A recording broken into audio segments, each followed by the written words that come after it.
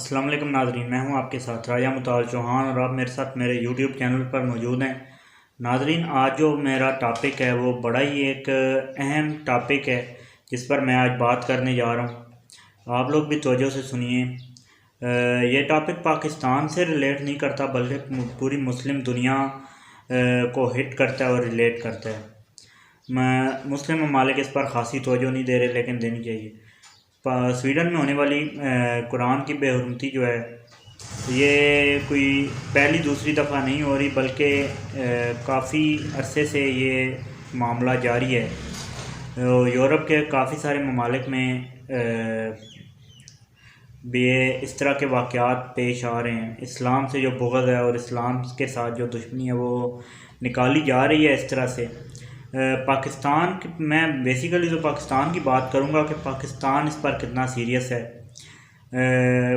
کافی serious رہا ہے پاکستان، لیکن کوئی خاص پاکستان کی جانب سے اس پر رسپانس نہیں آ رہا، جو ایک کافی تشویشناک بات ہے۔ ہم چاہتے ہیں کہ پاکستان جو ہے وہ مسلم دنیا کا ترجمان بنے، مسلم ممالک کو لیڈ کرے، لیڈر بنے، لیکن اس طرح کا معاملہ ہوتا ہوا نظر نہیں آ رہا۔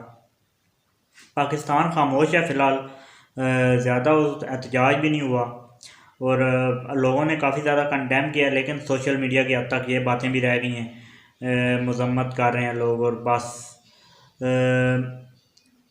کوئی تحریک نہیں چلی، کوئی پارٹی کسی قسم کی اسلامی پارٹی نہیں بولی، اور اس کے علاوہ سب سے بڑھ کر پاکستان کی حکومت خاموش ہے، اور کسی قسم کا سویڈن کی حکومت کو یہ پیغام نہیں دیا گیا کہ سویڈش حکومت جو ہے وہ اس معاملے کو روکے، اور مسلمانوں کے اندر غیرت ابھی کچھ باقی ہے، غیرت ابھی مری نہیں ہے، لیکن یہ لوگ جو ہے وہ غیرت کو مار رہے ہیں، اور اتنا کھل کے بولا نہیں جا رہا اس معاملے پر، جو کہ اچھی بات نہیں ہے۔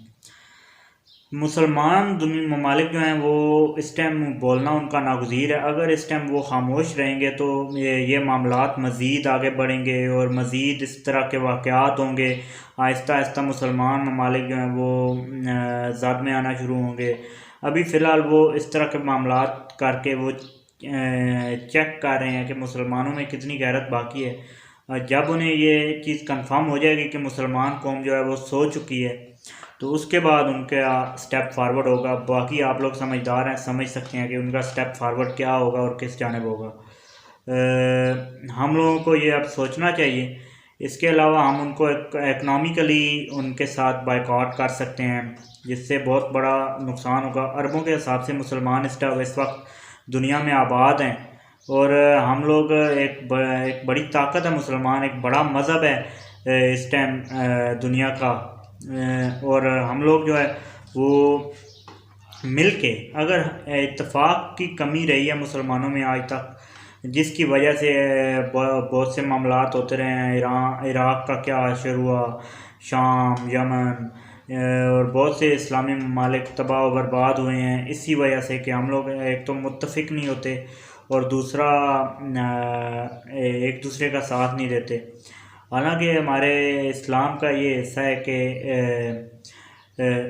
اسلام مسلمان جو ہیں وہ ایک جست واحد کی طرح ہیں، اور ایک حصے میں تکلیف ہو تو دوسرے حصہ بھی بے چین رہتا ہے، لیکن ہم میں وہ بات جو ہے وہ نہیں رہی باقی، جس کا کافی زیادہ برا امپیکٹ ہو سکتا ہے۔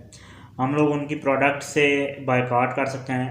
اگر ہم لوگ حکومتی طور پہ یہ نہ بھی کریں تو ہم لوگ پرسنلی کر سکتے ہیں۔ انشاءاللہ میں آپ کو ساری ان کی پروڈکٹس بھی نیکسٹ ویڈیو میں بتاؤں گا۔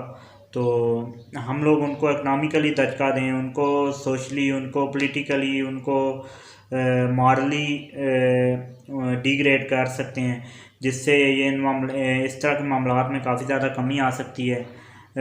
بیسیکلی تو ہم کنڈیم ہی کر سکتے ہیں، اور میں بھی کنڈیم کرتا ہوں اس واقعے کو۔ اب تک کے لیے اس ویڈیو میں اتنا ہی، مجھے دیجیے اجازت۔ اللہ حافظ۔